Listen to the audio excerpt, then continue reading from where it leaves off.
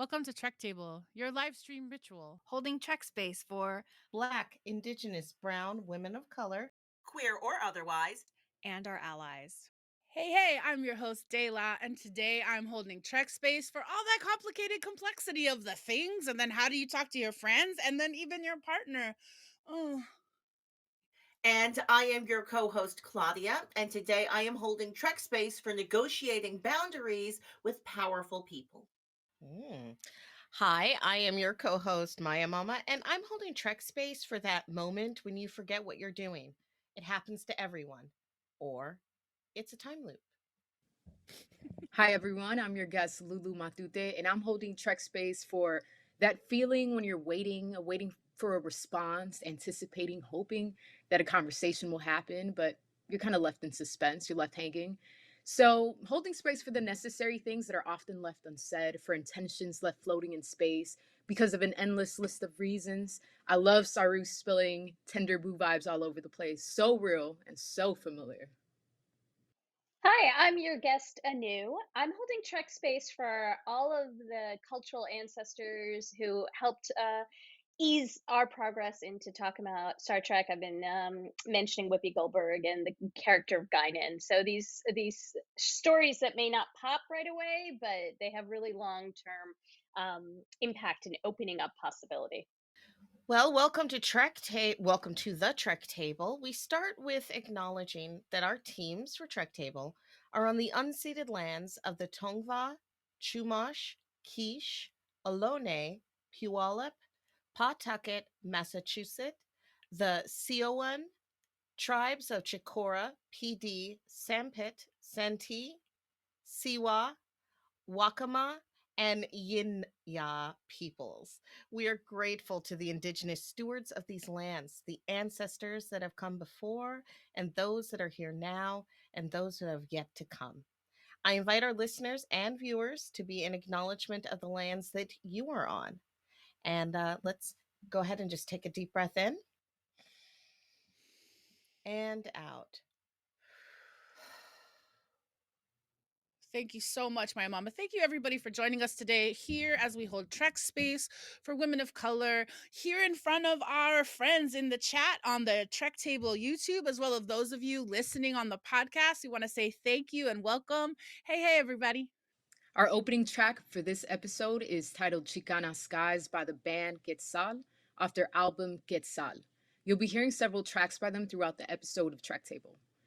Follow them at Quetzal Music on Instagram and see our show notes or the chat for link to their merchandise and much, much more.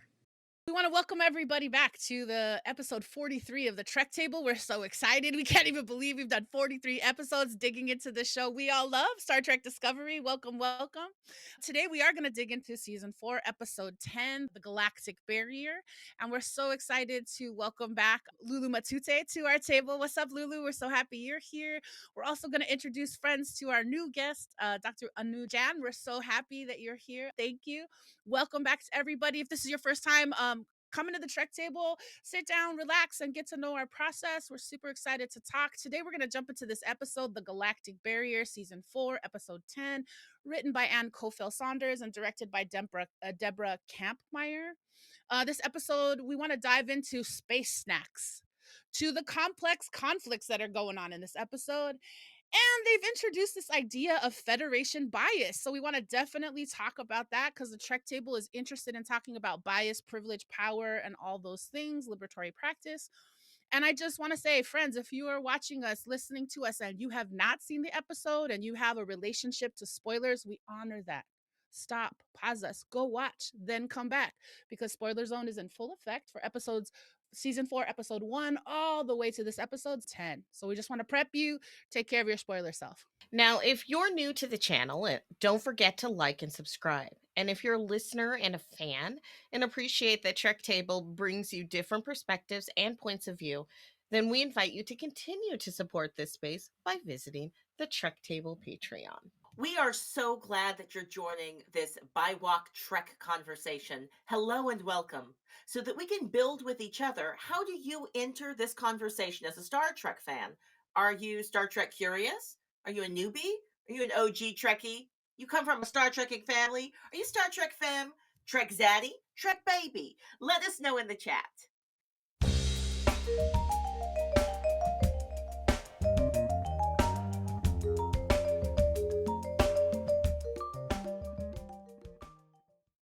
Awesome. In today's episode of the Trek Table, episode number 43, we are diving deep into Star Trek Discovery, season 4, episode 10, The Galactic Barrier. We're going to do that in a couple of different ways. We always do. We love the Trek Table questions. Claudia's got some real fun ones for us today. Maya Mama's here with some disco recap. We're about to play our favorite new segment, Fashion Freestyle. I hope you stick around for that. My mama's going to give us some opportunities to unpack all this amazing design and tech and disco design. I'm going to braid it all together in Thematix. We're going to signal boost not only our guests, but some of our favorite things in the world right now. Of course, we're going to share final thoughts, and Trek Table always ends in gratitude. We are so excited to have you all join us today as we continue this practice and this ritual of unpacking a Star Trek Discovery episode.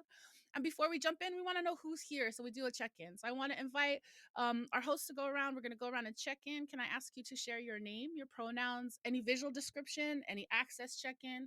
And finally, like Claudia asked us before the break, how do you enter as a Star Trek fan? And we do this not because we're trying to gatekeep, but because we love the language of how we name our fandom. However you want to name it, come on. That's why you're here at the Trek Table. All right. Well, yes, I am Maya Mama. I use she, her pronouns. I am a youngish looking middle-aged black woman. I'm wearing my classic Trek Table uniform. I have some some Galactic Barrier kind of makeup going on my eyes, and shiny lip. I have the insignia headband and my little blonde redheaded afro type of thing. I'm from a generational Trek family, and I identify as omni sci-fi. Hi, hello everyone. I'm Claudia. Gender pronouns they, theirs. You can also use she, her. Visual description, African American woman, big brown afro, wearing a disco shirt, sitting on the bridge of the original Enterprise. I think I'm in Spock's position actually, and not, it's Uhura's position. It's a little back there.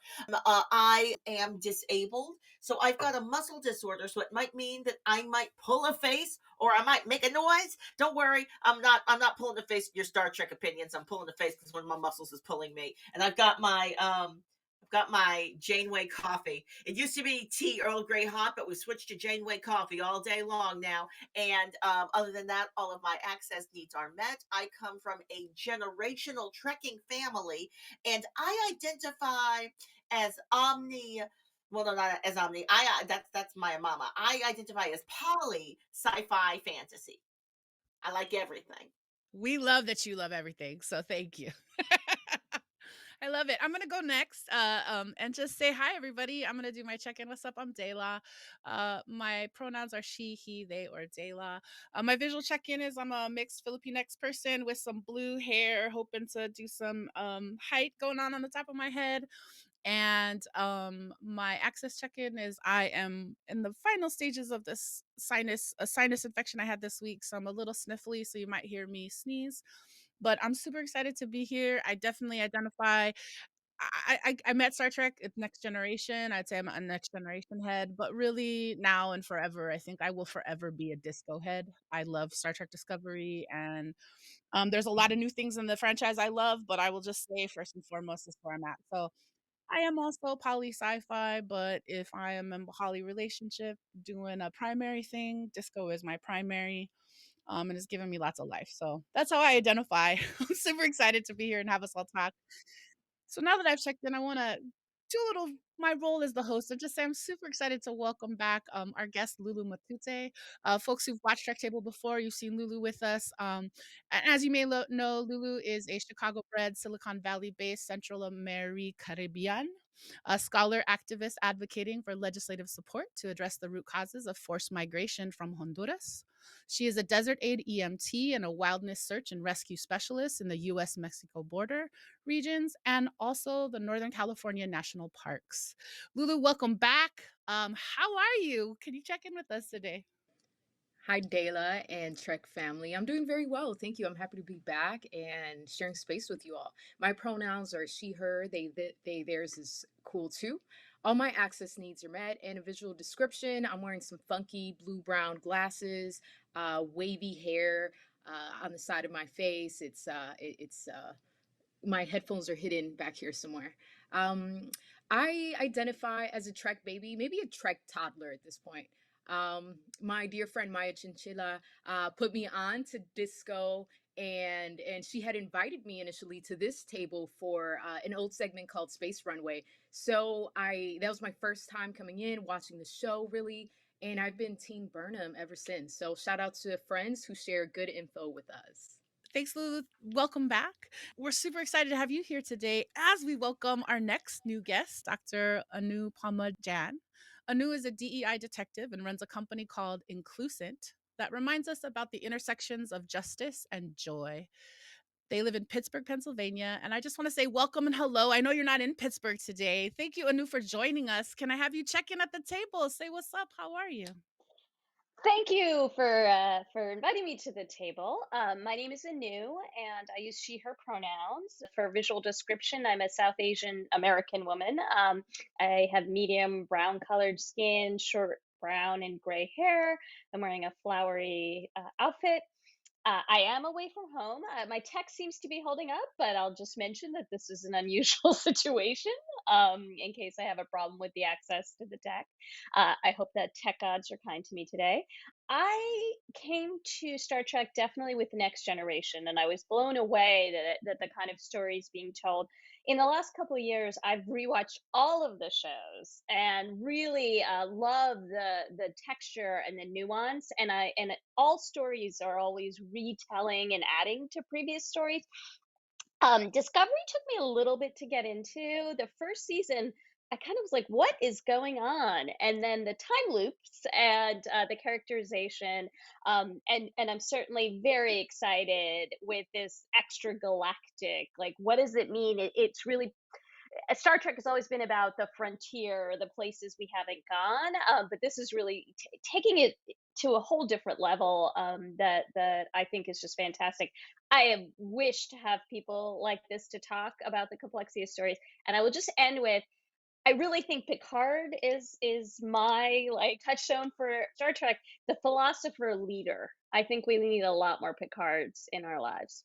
Thank you and welcome. And I just want to say welcome to Anu, welcome back to Lulu, and thanks to Claudia and Maya Mama for being here. And of course, you, our listener, our viewer. Thanks so much. All right, you've gotten to know who we are. We're ready to get started. But the last thing we do before we talk to each other about Star Trek is we make sure we have these agreements, right? So our final bit of business is we're going to name our Trek table agreements. We want to welcome all who enter, whether you're a newbie or a Star Trek baby, whether you were raised in a generational or Star Trekking family, welcome. Let's build this space together.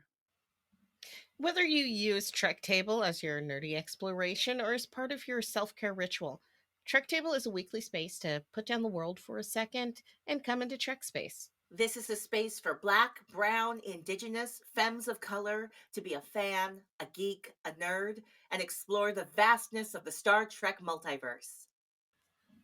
Trek Table is also a place for allies to come, engage, and explore as well.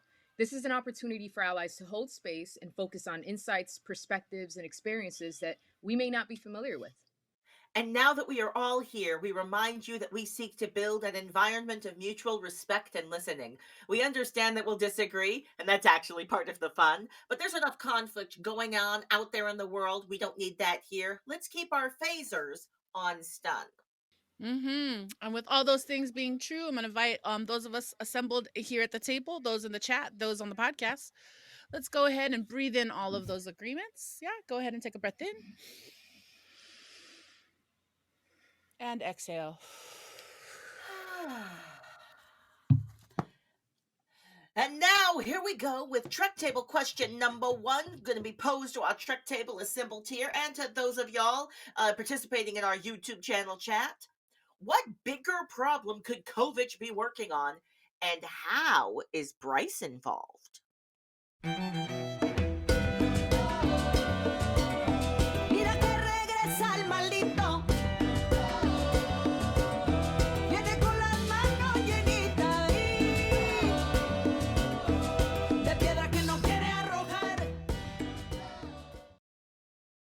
And we are back here with Trek Table question number one.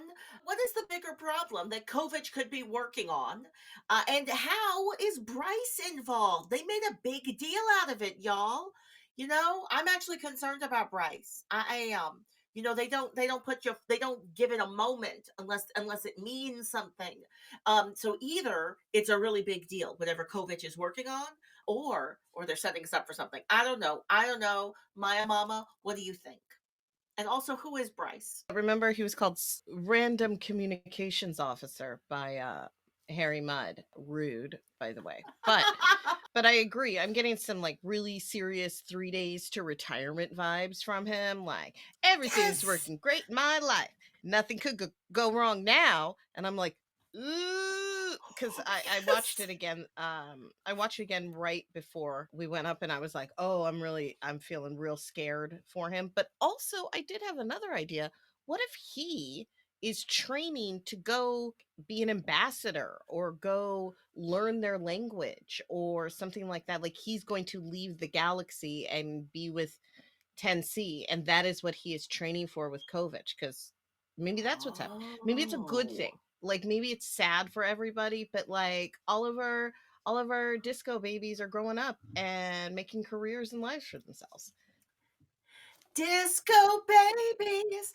I feel like that could be another TV show. I'm just giving you ideas. That's just giving you ideas, Paramount. You just go ahead and run with that. You don't need to credit us or anything. You can just go make that dream come true, and I will watch it.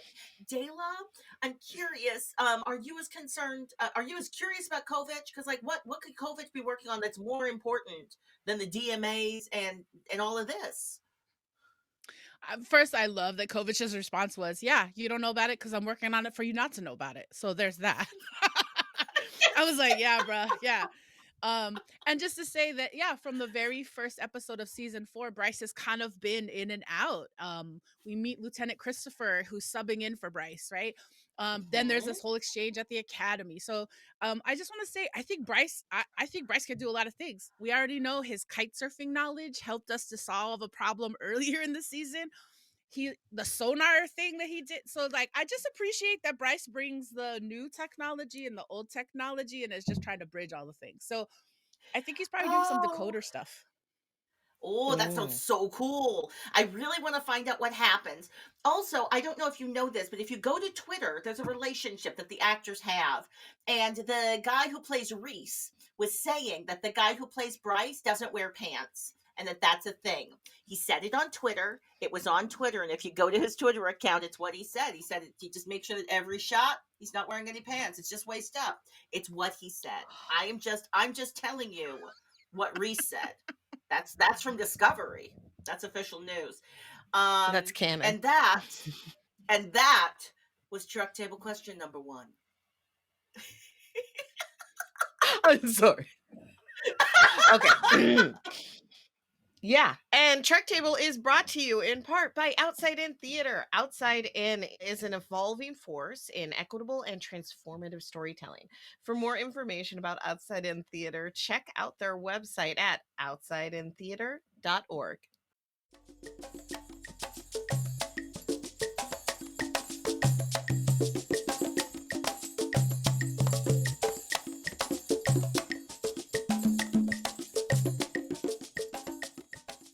And with that song Matanzas by the band Quetzal, we know that it's time for Disco Recap. It's our version of how we want to recap this episode and what happened.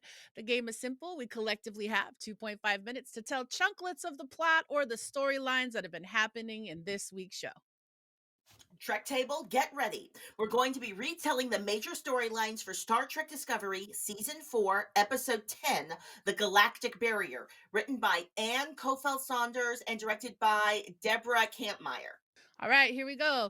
Brandon, can we please have 2.5 minutes on this clock? Incoming transmission. All right, so Book and Tarka travel to labor prison where Tarka was previously locked up. We learned that while he was in this labor prison, Tarka and his celly Orals built an interdimensional transporter, but they failed to transport themselves out of the prison camp. The interdimensional transporter thing didn't have enough juice. Dang. So Tarka and Orals are separated. Orals is hurt. Tarka hits him with the deuce. I'll see you later. But He comes back to the ruins of the prison camp because he's so convinced that Orals is alive and that he's leaving cryptic messages on the walls of the prison camp. We also know that Tarka is determined to build his own transporter to reunite with Orals. Tarka shows Book the stash of programmable antimatter tucked away in the old cell, and now they have what they need to keep it pushing. So, Adira is back on Discovery from Trill. They had a great little vacation, I'm sure. Stamets is like full on cringy, awkward dad, like look at my child, the best child in the world. They're an angel. Look at them, an angel. Anyway, so then we have Saru confesses feelings to Tarina because he thinks he's gonna die, and then Tarina is like, "Oh, I'm coming with you," and then he's like, "No!" But Cobra's like, "I'm so proud of my boy. Go get him, champ!" And then they go play catch or whatever they do, and yeah, that's it. Awesome. All right. So this episode starts off with like a meeting, as you do, and the Federation and all of the folks in the Starfleet, they all have to like figure out what to do about these DMAs. They're gonna like go send them off. So like on Discovery, they're gonna have a bunch of people from all over the universe because the DMA is dangerous for everybody. They got to go talk to the 10C. So they're talking about it, right? And like Kovich is like laying it out. He's like laying it out, and like this one guy, Dr. Harai, he's just eating snacks and he laughs once. It's super awkward and hilarious. And then Rillick is like, yo, after this all goes down, Rillick is like, I'm gonna go with them. And Vance is like, what? No, don't go, because I don't want to run this all by myself. But Rillick is like, bet, I got to. And I'm just gonna let Dayla, you take us home. And then Burnham and Rillick have a bunch of different combos, and we see that all this investment in their relationship is paying off, and we're seeing women leaders supporting each other even though they are in conflict. And Burnham talks about Book and her and Stamets as well. Close enough. I believe we did like that. I think that we missed some pretty vital plot points. Like we didn't talk about like Discovery going through the Galactic Barrier. I think our audience might need to go someplace else to get more information. I'm just saying. Yeah, and if you're looking for, that's true. Yes, exactly. If you're looking for an act by act breakdown, we recommend Kennedy Allen's recap at Women at Warp. Links are on the screen and in your Trek Table show notes. Fashion, freestyle, freestyle, Describing many outfits. fashion, freestyle, fashion, Describing many outfits. Trek Table. And welcome back to our newest segment, Fashion Freestyle. The game is, we're going to be showing y'all the outfits, the amazing outfits from this episode of Star Trek Discovery, and you are going to be describing these outfits freestyle fashion. You're going to be describing the fashion freestyle fashion. So you got this. Just imagine I just beamed you in and put a microphone in your hands. I will take fashion look number 1. All right, I am describing this fashion look, and it is fabulous. We have got the president of Earth, or maybe the colonel of Earth, the commander of Earth. She's in blue. She's got this amazing like hat on. We are loving this hat. It's got like a black kind of phallic thing looking on it. And sitting next to her is Dr. Harai. He's wearing gray, and it's great for like brushing off snacks. Fabulous looking outfit. And now here we go to fashion look number 2. Fashion look number 2 is going to be described by the amazing Maia Mama. Here we are. Go ahead and describe this outfit for us. I don't know why you got to do me like that, giving me Tony to look at, but look at Book in his rugged leathers and just like he's ready to like experience and fight, and Tarka's like standing way far back in what I would call the coward's position, and just a simple t-shirt and jacket combination with pants. Also, it feels like he's trying to copy Book's look, but like does not succeed. Last week that was described as the members only jacket look. We are here for this shade. Tarka shade. And now we are coming in with visual number 3. Visual number 3 coming up. Visual number 3 will be described by the amazing Anu. Can you describe President Rilke's fashion? I actually love this, and the first thing it made me think of was like a warrior and like chainmail, because it's got this kind of subtle texture that looks metallic, and if you notice, it's wrapping kind of around her. So it's just interesting. Like, I'm strong and I'm protected, but I can be beautiful and it can be subtle. So it's not like your eyes are gonna pop out when you see this. But I think that's great for the character. She always speaks quietly, and she seems so calm, but like there's a lot going on there. So I like the brown, and just the kind of reimagining what it is to be a warrior in this cool way. Ooh, come on, a new describing the new power suit of the future from the president of Navarre. We are here for it. We love this. And now here we are with our next image. This next image coming up is going to be described by Lulu. Lulu, can you give us a little bit of description of Oros and Tarka? Yeah, so they are rocking these boring prison suits. It's a combination between like a painter's outfit and like Ghostbusters jumper. Honestly, this is my least favorite costume situation in all of the Star Trek Discovery. Um, so my issue with this for the character Oros is that the sleeves and the hand situation make no sense. Like there's no mathematical equation that these two brilliant men can come up with to make those big old hands fit in them little sleeves. So least favorite costume right here. That is an accurate and vicious read, a vicious takedown of prison fashion. We know that prison fashion is supposed to be uncomfortable. We think that might be part of the torture. That's part of the torture that the Orion Syndicate is doing to these poor prisoners. Thank you, Lulu. We're going to be bringing in the fifth image. The fifth image now is coming in. And Dayla, you're going to be describing this amazing image, this image in action. Dayla, can you please tell us something about this fashion in action? Yeah, some fashion in action as we see a younger Tarka trying to fight off an Orion Syndicate warrior. We're seeing the classic emerald chain kind of look with this classic kind of BDSM prison guard and the shiny helmet that hides any individuality. We're getting that leather pleather jumpsuit action. That's an interesting austere contrast to the gray Ghostbuster like jumpsuits that Lulu just described. And I think that this shows us that Tarka really tried to fight in the past, and that maybe that extra shoulder strap of leather might have helped in fighting off this guard. And that was Fashion Freestyle, describing many fashions. Freestyle.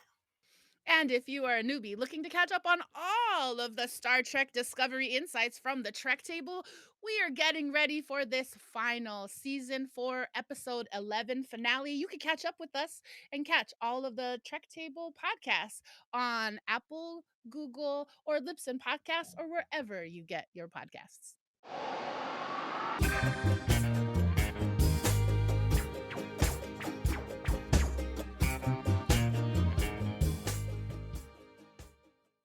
Welcome to Discovery Design. We've seen some beautiful and amazing design elements in this episode of Discovery. So let's dish. Dayla, I want to start with you. We get to revisit the lounge, which is very exciting because it wasn't even like exactly the same. We get to see like different areas that you get to sit in, and where people are connecting. Do you have a favorite part of the lounge that really resonated with you? Yeah, I mean, I think in past episodes we got a chance with Gray and Adira to see what the kind of the bulk side of the lounge is. Culber and Adira had some really good touch points in that lounge. Saru also as well. So I think it was really exciting to see these delegates on the ship also using the lounge. I appreciate Anu brought in Guinan. I always think about Guinan and 10 Forward whenever I see this lounge. I want to know what it's called. We know there's a Ferengi behind the bar because of previous episodes. So I will say the image that we got this week, some of the stuff in the lounge, there was a really amazing image of, I believe it is General Ndoye from Earth, or United Earth and Titan, in conversation with President Tarina from Navarre. And it made me wonder if there was a deleted scene that we didn't get in the actual episode, that maybe these two women leaders also had a moment. When do we get multiple fireside chats in a Star Trek episode? So Yes. that's what was resonating for me, is this lounge and just how they're using it. I love it. I love space. I love spaces. So yeah. Yeah, and they're using it for like what it's intended, and it's really I really like that. It's purposeful space. Now, Claudia, I'd like to move to you. That Galactic Barrier, it was massive. So I painted an interpretation of it because we don't have a picture of it, and I just really wanted us to see it. Can you walk us through your thoughts on Wow. this? I'm sorry, Yes. can we all just take a moment to be amazed at this artwork? Wow. All right. Can I just be honest? I don't understand the Galactic Barrier, and it's been confusing me since I was a kid. Like, when I was a little kid, this was like one of the major plot points of Star Trek, right? That they were Hmm. going out where no man had gone before, and there was some weird barrier that was like, and I was always like, what's past that? And I recall like sitting as like a little kid imagining what other planets and amazing things could be past there. And I thought it might be planets full of black people. I was very excited. So my head canon had a lot going on past that galactic barrier. So I am highly invested in finding out who are the 10C? What is the 10C story? I really love the artwork and the way they like they desaturated the color when people were going through it. It was so dangerous. So like I liked the stakes. So it was cool looking and full of tension and stakes, but also it makes no sense. That's not how space works. You don't know that? Are you a space scientist? Just because you're sitting in Okay, Spock's no. chair doesn't mean. I'm sorry. I'm so I'm sorry. gonna That wasn't test. nice. According to my equipment, that is not how space works.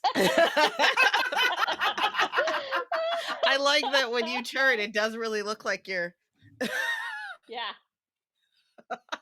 That's amazing. Oh, I love it. I love it. Now, for me, my favorite thing was the bubbles, the space bubbles, and then I like that Yes. the bad bubbles were like in grayscale. And I like that Yeah. Stamets told us that. I realize that sometimes it seems silly to walk us through those type of things, but I just appreciated it. It's to just explain it like, yeah, the big orange bubbles are good. The grayscale bubbles, those are bad. We're going to avoid those. Anu, was there a design element that like really resonated with you that spoke to you in this episode? I actually want to talk about the bridge, but if I can say one thing about the galactic barrier, I actually thought about like chemistry and how when they called it a spatial cell, I was thinking about how pressure builds up between like where things meet, and I actually felt like, oh, okay, this seems to be using a scientific process I kind of understand. Now, whether that's how space works, I am not going to make a claim about that. I will talk about the other kind of space. Like, I'm really interested in inclusive spaces, and this is, pretty obvious, but we can design our spaces to be inclusive and accessible or not, and then we're constantly trying to figure out how to make them accessible. But the bridge in Star Trek is the home of like all the action, right? That's somewhere we see a lot in the episodes. And so I find myself thinking about the bridges and you all were talking in a previous Trek Table episode about what you see when you're on a ship and do you see out, but like the bridge is kind of it's around the view screen, right? Like somehow everyone is circling around that, and then you've got the captain. And I wonder about that captain's chair. Like they need to have access to everything, but it also kind of makes it like a throne. So there's a lot there that's interesting to me because it's circular. We all can see each other, but then why are some people standing and some people sitting? And then there's the one alien I don't think Discovery has told us anything about that person. So I thought about the design of the bridge and like what it accomplishes, how that's related to doing work together. Linus, what is Linus's what are his duties? I cannot remember what Linus does. Except he's very smart and very helpful. And I love seeing him. And I you know that His guy that eyes, I you're love. like, I don't remember what his job is, but like I'd hire him. That's how I feel about Linus. He's a a straight science up guy. officer. Yeah. Oh, he's a science officer. Okay, good, good. Mhm. So now Lulu, would you like to share your thoughts on design element that really spoke to you in this episode? Yeah, I a sound design element that kind of stuck with me. Now, at the top of the episode, the whole confirmation bias translation thing had me thinking about language, translation, and access. So I went back to the episode and I rewatched it in Spanish dub. Yo, that really like messed me up. La Barrera Galactica. It made me recognize that the show is just not the same. It doesn't have the same push and call and appeal and connection, in large part because of who the Spanish voices are, right? Like, part of the reason why this Discovery show is so appealing and inviting is because of the diversity in voices and accents and species and all of these characters and cast, right? And the show completely misses that with the Spanish dub. Like, they're all these, like, you know, dry Spanish voices, when the Spanish language is so beautiful and powerful and, and diverse. And because of diaspora, like, there are so many other cultures that have survived through the Spanish language. So seeing that is missing from Discovery in Spanish dub just made me really wish that in future, right, and we're making moves in that direction, that in future the show creators can hire a diverse cast of voice actors for the dub version of Discovery and, future Star Trek shows. I think that's a fantastic idea. Just, yeah, all around for any show. Now, audience, I shoot it to you. What disco design elements did you love in this episode? Let us know in the chat. And that was Discovery Design. And now that brings us to Trek Table question number 2. What do you think happened to Tarko's friend, Oros? Mira que regresa el maldito. Viene con las manos llenitas de piedra que no quiere arrojar. Welcome back, welcome back. We have a big question with Trek Table question number 2. What happened to Oros? Tarka doesn't know. Nobody knows. Hopefully we're going to find out in the upcoming episodes, but for now, all we got is headcanon. Let's guess. Dayla, what do you think? What do you think happened to Oros? Totally. My headcanon includes that I think Oros is the same species as Haz Mazzaro from the previous episode. And I'll just say I'm having really interesting parallels to our friend Darko in Farscape. So anybody who's watching Farscape and knows that, I find them remarkably similar. I'm interested. My short answer based on all of that is I think Oros was alive and drew the symbol, but I don't think we're going to find Oros alive. I don't think we are. I don't have a justification. I'm just like, what would the twist be?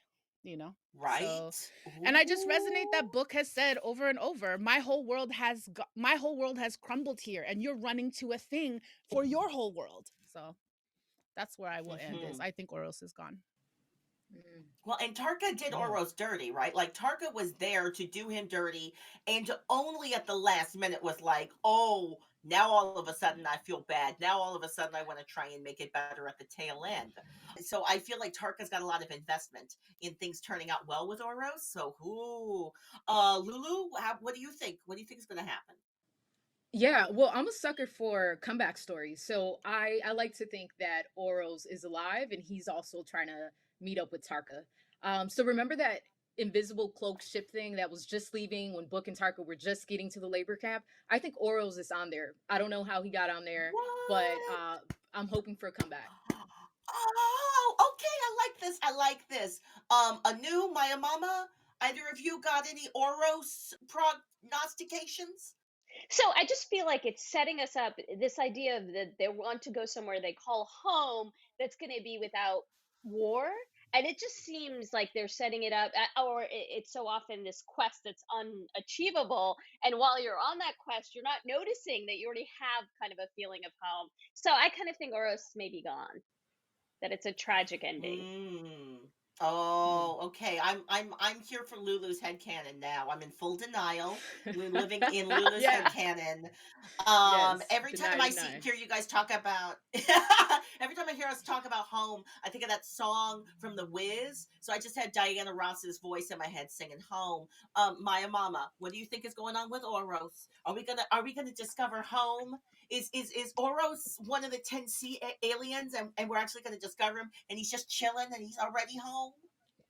I mean, that'd be like, what? But no, I don't think that is going to be the Oh. twist. It's interesting though. Aw. I think that he made it, but I think he made it, but I also think about yeah. the fact that like what Tarka is seeking is utopia, which literally just means no place. He is seeking a Mhm. place that cannot conceivably exist for him.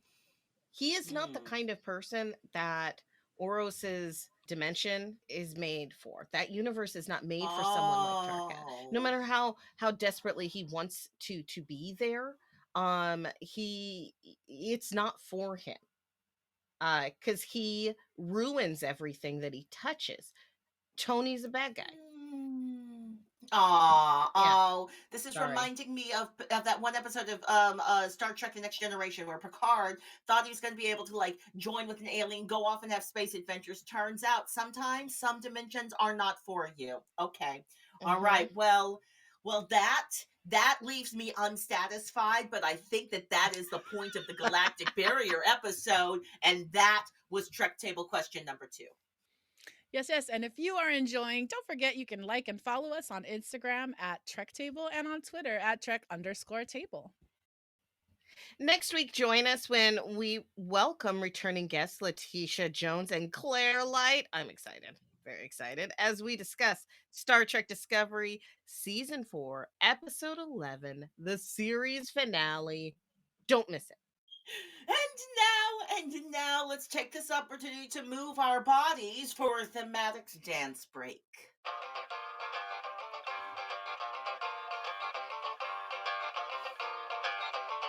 This is the Saru. A ship through a surge we feel and manifest. Slide from uncertainty and launch into intent. Interminable imaginaries guided by ancestor strength. Abide by no one's government. We below into the left more. We see more. Whose life is this for? Welcome back to the thematic segment of our Trek Table episode number 43. We have been breaking down, opening up, thinking about the episode season 4, episode 10, the Galactic Barrier with this Trek Table. Now, there's a lot of things we could talk about. I feel like this is the penultimate episode of this season. A lot of these arcs we've been seeing all the way along are starting to finish or pay off, things that we've already talked about this episode of Trek Table. I also just want to honor that we're seeing this like in Star Trek, place matters, planets matter, member planets of the Federation matter. So we're seeing this theme of place matters. Now we're trying to understand species 10C, but we're also seeing the value of these member planets. Navarre has joined the Federation this season. United Earth and Titan is represented with General Ndoye. We got the Ferengi delegate on board who we haven't named yet, but we've seen them. And then, of course, Dr. Harai, who identifies as a xenolinguist, right? So we're getting all of the good things, I think, of Star Trek. And I know in our Trek Table question, we were just kind of talking about utopia. So I just kind of want to say that we find Burnham and the Discovery again continuing to try to resolve the universe's problems. And we're seeing ourselves work all these things out. And so I just want to honor that folks might have lots of different things that we want to talk about. So I guess I want to start a little bit with Maya Mama because, we talked about the space snacks. We've also talked about these complex conflicts. And I know you're not a fan of Trevor, and we've been seeing all these things, but here we are. We get to see his backstory. Can you start us off? Your thoughts on where we're going in this complex moment as a non-Tarka fan? How are you feeling about this backstory moment? Yeah, I also just want to talk really quick on space snacks because I do have to Mm. say that yes, Culber looked great in this episode. Anyway, so as we continue, yes, space snacks aside, let's get into it. So people are more than one thing. And that's really what it comes down to. And I know I say good and bad a lot, but a life and a person doesn't exist in that kind of binary. We would say that Timmy has a different motivation, a motivation that does not include the consideration of other people's lives. And we can find that morally reprehensible and not like him. But he is a person who can love and who can care about people and who can even sacrifice for others. But that doesn't make him somebody who is going to be on your side in the end. Yeah, and I appreciate you holding all that complexity. And I want to continue this thematic conversation as we bridge and we just think about Claudia. I wonder if we could talk a little bit about, but it still does give us what Discovery is giving us, which is their attempt to explore justice in space and complexity of peoples and here I'm in a place where I see Tarka has been hurt. Tarka has been harmed. And I just wonder as we think about some of these topics, what are you thinking about this? How are you landing in this episode in terms of the complexity of Tarka and all that's going on? Well, I'm concerned for Book. I see Book making choices that don't seem like the best choices, and it feels like Book is being manipulated. I recognize that everybody has a story. Everybody has a story, and hurt people hurt people. So oftentimes the people who are doing the hurting, they have a backstory of being harmed. That does not excuse the harm they've done. Also, Tarka Mhm. has a backstory of doing untrustworthiness. Tarka has been untrustworthy to all partners. Tarka was untrustworthy Mhm. to himself. So Mhm. Book, I'm really worried for Book in this situation. Mhm. I appreciate though, I do appreciate that this Discovery continues to give us complicated conflicts where nobody's a pure bad guy. You can't just say, "Oh, they're just evil." They all have reasons that seem real reasonable to them. But I don't care. Mhm. Mhm. True talk. Thank you for that. And I really, I mean, I will say, like, Discovery, as much as all the things I love about Disco, I do have moments where I'm like, oh, you're still trying to teach me stuff that I really don't. I don't know. I'm confronting my own biases. I'm confronting my own challenges in terms of what I'm looking for in stories, what I'm looking for in characters, whose stories I want to focus on. And I just want to kind of invite Anu to kind of jump in here. I know one of your specialties is utopias. I think in exploring utopias, I think Star Trek often tries to portray itself as a utopian future. And what I love about Disco right now is they're showing us the complicatedness of the utopia of our dreams. And so I realize I'm pulling in a bunch of things here, but I just want to pass to you like thoughts on this episode. Where are you landing around conflict and community and things like that? I think absolutely. Like I feel like Star Trek and lots of stories that give us sort of like fallible characters, right? People aren't perfect, and humans are really interested. Why are we so interested in serial killers?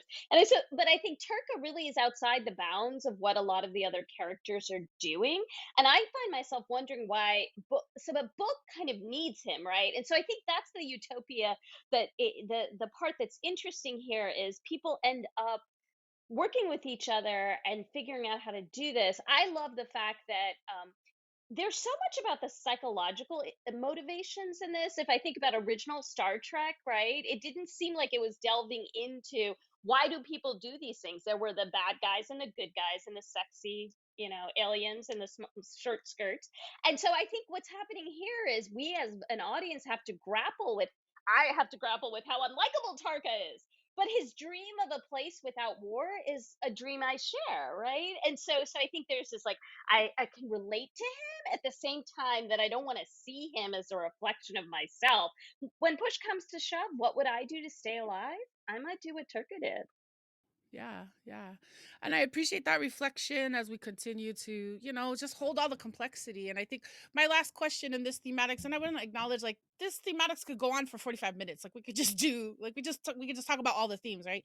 But something that you said, Lulu, in the design, that's just making me think a little bit about some of our overall conversations we've all had together here on the Trek table, and just thinking about some of the work you're doing in the world and just this I just appreciated how when Dr. Harai was laughing about the confirmation bias, that I felt like it was the first time Star Trek really acknowledged that there I mean, like, and I guess this is a longer question for a thematic deep dive for the overall franchise, but I feel like Star Trek likes to put up, here's what our utopia is, but they don't ever talk about the problematic layers of what we like, the confirmation bias that we bring with us, the privilege that we bring with us, the assumptions that we bring.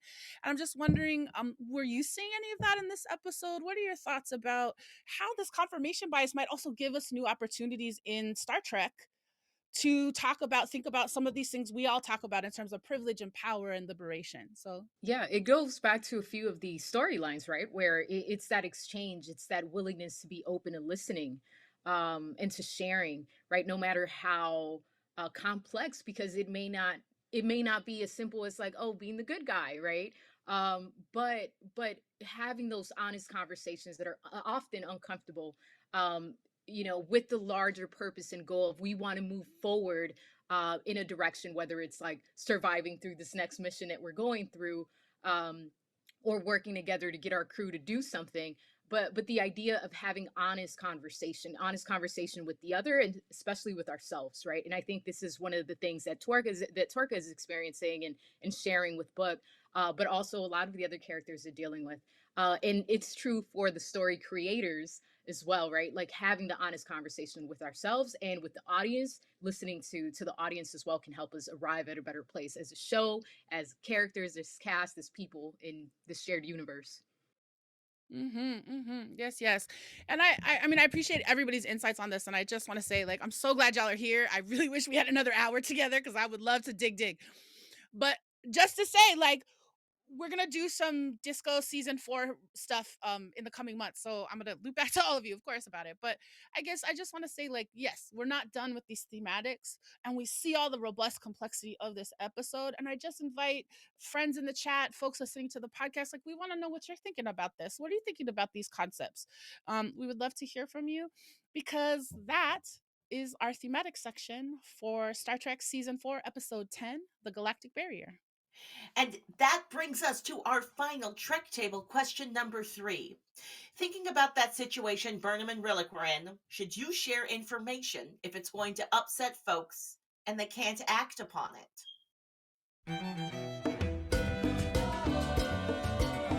Mira que regresa el maldito. Viene con las manos llenitas de piedra que no quiere arrojar. Welcome back. Here we are with our final Trek table question number 3 for the Trek table. This was a big conflict between Burnham and Rillick. They were negotiating hard over it.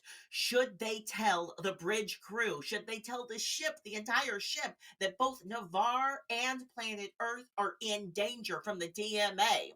And I ask you the larger, more vague question, which is, should you share information if it's going to upset people and they can't do anything about it?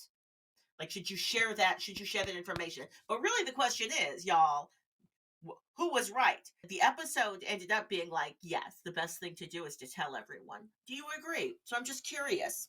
Let's start with you, Maya Mama. I think open communication is always important. Also, did Rillick think that the Discovery crew couldn't do their jobs after hearing devastating news about their home? Because like that's literally what's been happening all the time for like the last four or 5 years of their existence, is that they are constantly being bombarded by bad news that they have to go, okay, I am absorbing this information and now I'm going to set it right here and do my job. Like that is what Discovery does. Amazing. I mean, generally that's always the answer. Adela, what's your perspective on sharing bad news with people, even when they can't do anything about it? I agree with the last point that Burnham is always right. I will say, though, I am conflicted because I think Burnham is always right. But in this instance, I found myself shocked to say that I agreed with Rillick, because in that moment, as they were pushing through, trying to get through the last of the Galactic Barrier, they were really trying to do something, and I don't think it would have helped them, because also the way they went around, and like Nielsen wants to go home to Astoria, and Detmer's going to Hawaii, and Reese is gonna go and do the Pacific Crest, like all the Earth referentials, right? And I was reminded of episode 2 of this season when we had the spinning space station that got impacted by the DMA, Yeah. and the way in which Rillick tried to center the home planet of the commander to help give him an Yes. aspirational motivation to get home. So I agree, we need to Wow. have open communication. I just felt in that moment it wasn't going to help them survive that, because the All hope of the right. survival was going home. So thank you. All right, I love this. I love this, and I love it. I love it when we have a Star Trek.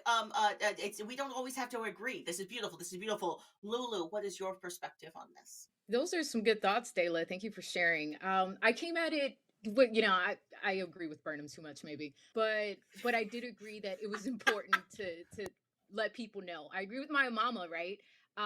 This crew has been through enough. They know how to handle crisis. They know how to handle threats. They navigate it and they come out victorious at the end, right? And I think this is how things already operate. We're always on a need to know basis, right? We're not. Uh, Intelligence is so valuable, right? Because it's restricted and it gives people in power influence over others over what we don't already know. And because of things like FOIAs, we end up knowing, and we're upset about not knowing anyway. So you might as well tell us and tell the crew so that we can work together and manage truths and manage reality in real time. So yeah, just let us know and Ooh. let the crew know. All right, right. Tell the truth. Tell the whole truth. Tell it right away. All right, Anu, how about you? What you think? I guess I'm ambivalent. Maybe I'll say that. Like I love that they both are characters who I think are trying to do the right thing. So I do love that they're saying there's no one answer sometimes and each of them has different impacts, but I do feel like trust is so crucial that these people need to feel like people have got their back. And if you find out something that someone knew a long time before you, I think it's hard as the person getting that news not to feel left out and it kind of impoverished, like having less impoverished in your ability to do something. Mm, I think I'm going to agree with this entire Trek table and agree with what they actually ended up doing in the episode. I think that when the initial when the initial impulse came, it was very good that Rillick was like, hold on, don't tell them right this second, because that's the only way we got to find out that Owo is apparently going to go to Hawaii with Detmer. Did anyone else catch that? Did anyone else catch that? I'm excited about it. I'm excited about them. You know, it's just like a friendly vacation that they're doing together. I'm not doing any kind of complex shipping in my head right now. It's just chill. They're just like hanging out as friends. We wouldn't have been able to find that out, and they wouldn't have been able to give each other that comfort in that moment. But also, they had to tell. They had to tell. And I thought it was a real boss move that Burnham was like, you tell them, Rillick. You get to tell them. You get to tell the whole ship. I was like, that's right. Because now Rillick gets to be known as being trustworthy. And Rillick could only be trustworthy because Burnham helped Rillick to become trustworthy. Come on, y'all. We have something. We just had the best conversations. All right, I'm going to stop us because I know we can stay here forever. That was the end of Trek Table question number 3, and those were all of our Trek Table questions for this season 4, episode 10. Hey, and if you are enjoying the Trek Table, why not hit that like and subscribe button on YouTube? Ring that bell and receive notifications for all of our new Trek Table content.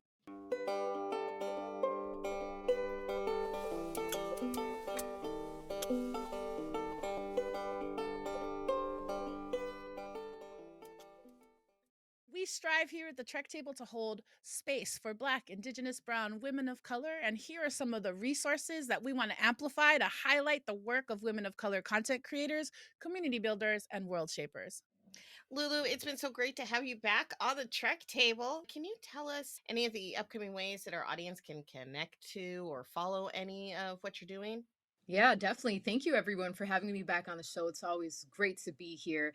I want to signal boost my book club. So I'm hosting the Dismantling Borders book club through my SOA Watch community, School of the Americas Watch community, and we come together in this virtual space every other Sunday to read, analyze, and discuss contemporary works by scholars, experts, and movement leaders working and organizing around issues of mass migration, of course, in the context of increasingly militarized borders. So currently we're reading Border and Rule, Global Migration, Capitalism, and the Rise of Racist Neoliberalism by Harsha Walia.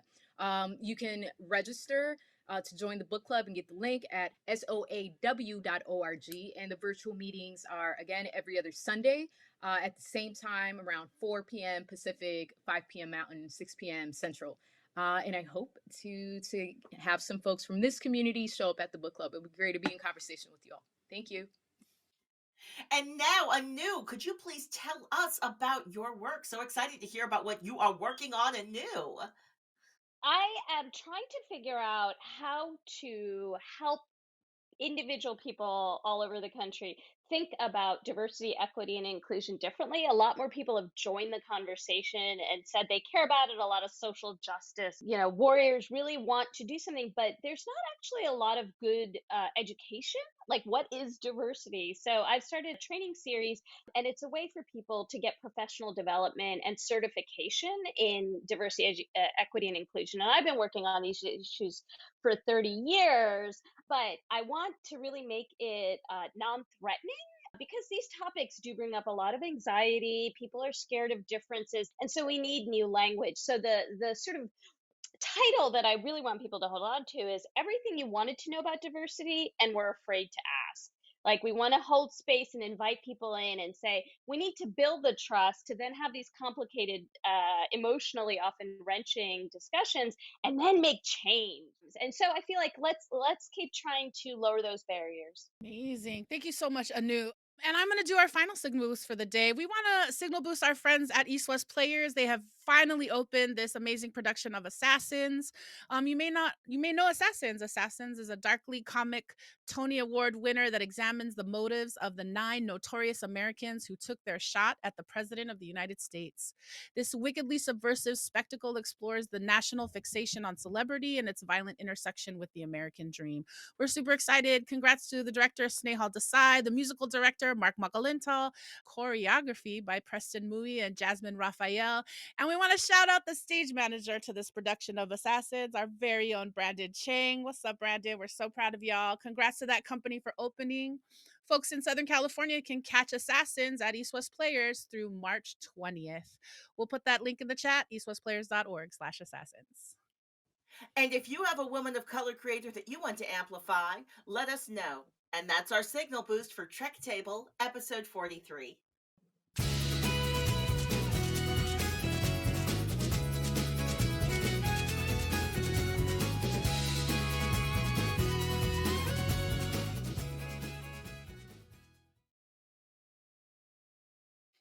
And welcome back. Welcome back. As is the case every week at the end of this episode, we want to round it up with our final thoughts. Maya Mama, since you started us off today with our check-in, I'm going to come to you. Your final thought on Star Trek Discovery Season 4, Episode 10, The Galactic Barrier.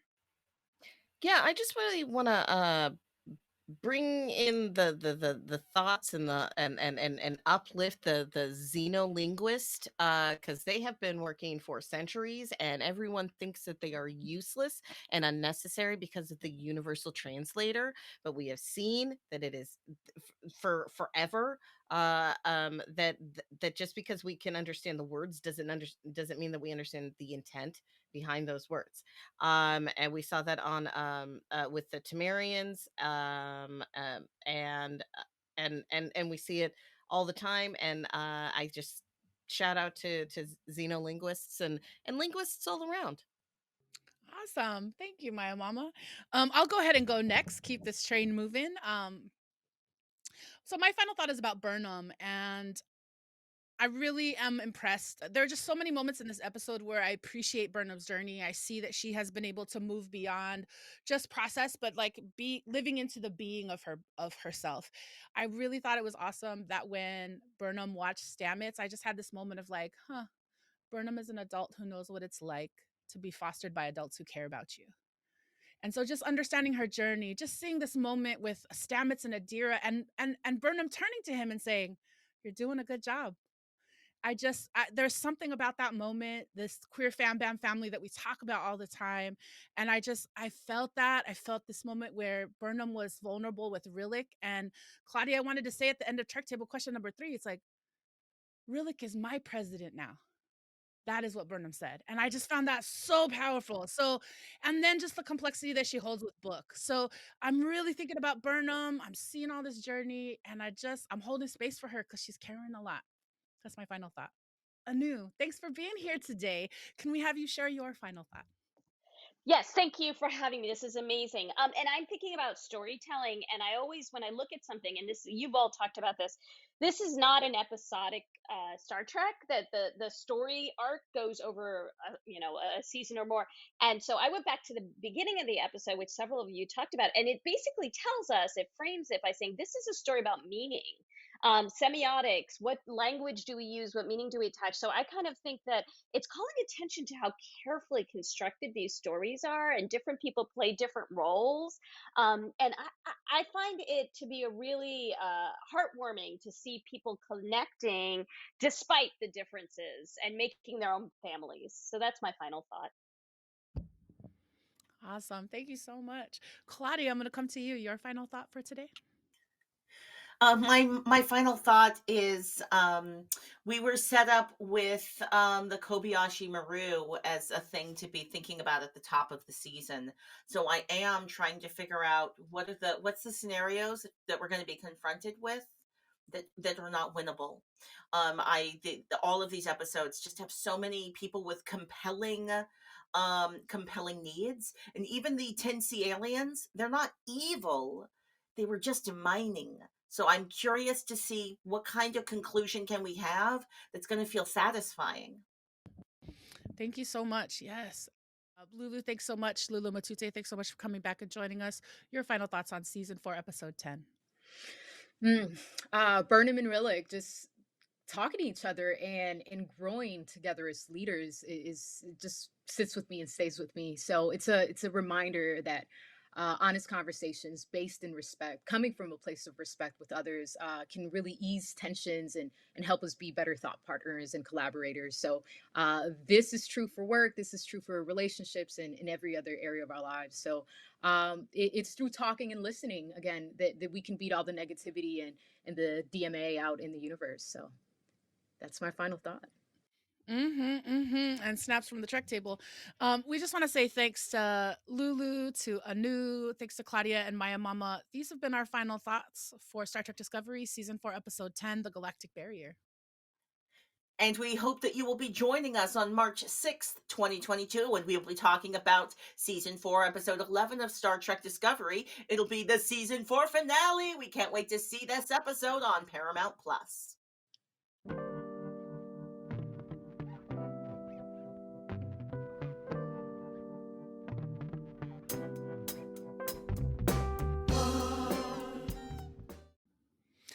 Yes, and we want to say thank you all for joining us for this episode of the Trek Table. Get first look at Trek Table questions, inside scoops, find out about our production schedule, and more when you sign up on our mailing list at trektable.com. Find Trek Table podcasts on iTunes, Google Podcasts, and wherever you get your podcasts. Like and subscribe to this channel so you can get more Trek Table in your algorithms. Like and subscribe to us on Instagram at Trek Table and on Twitter at Trek_table. Yes, and finally, I just want to say thank you so much to this Trek Table assembled. What's up? Y'all are amazing. Thank you for holding down this ritual with us, taking us on all these different journeys. Thank you to Claudia Alick. Thank you to Maia Mills Low. Thank you to Lulu Matute. And thank you to our special guest, Dr. Anu Jain. I'm so excited you all are here. Thank you so much for sharing all of your insights and thoughts and compassion and thinking today. I just have so much thanks for all of you joining us. Now, as we wrap up this episode, I want to go back to what we were holding Trek Space before at the top of our show. Today, we're holding Trek Space for all the complicated complexity of all the things and how do you talk to your friends and even your partner. We're holding Trek Space for negotiating boundaries with powerful people. We're holding Trek Space for that moment when you forget what you were doing. It happens to everyone, or maybe it's a time loop.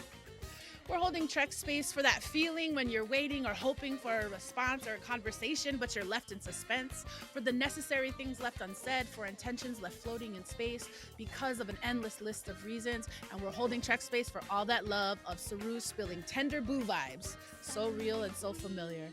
And finally, we were holding Trek Space for our cultural ancestors. Shouts out to especially to Whoopi Goldberg and Guinan in the original series, and those whose work and presence laid the foundation for us as we celebrate and connect today. We want to say thank you. The Trek Table is produced by Alison De La Cruz and Luzmi Minajariwala. Our production coordinator is Brandon Chang. Our stream manager is Ariana Michelle. Our audio head is Melanie Lopez. Our social media manager is Isil Borlasa. And our social media associate is Jimena Martinez. Trek Table was brought to you in part by Outside In Theater. For more information about Outside In Theater, go to outsideintheater.org or their YouTube channel. The link is below in our show description or on their Twitch channel at twitch.com/outsideintheater. Thanks to Dr. Deborah Carter, Doc Zulu, and Nancy Yap, and our partners at Visual Communications. Yes, we also want to say what's up to our partners at East West Players, and a big thank you to our content partners, Calling Up Justice. Trekdom is a service mark of De La Projects, LLC. Yes, and we want to say thank you so much all for joining us for the Trekdom episode 43 today. We're going to close out this ritual. I'm going to invite us to take one more big breath in. Go ahead and settle. And let's go ahead and take a breath in. And a breath out. Amazing. We hope you had a great time with us today, and we're going to hold Trek Space for you as we wait for this final episode in season 4 of Star Trek Discovery. We're going to meet you back here next Sunday, 4 o'clock on the Trekdom YouTube channel. We'll be holding Trek Space for you till then. Have a great week.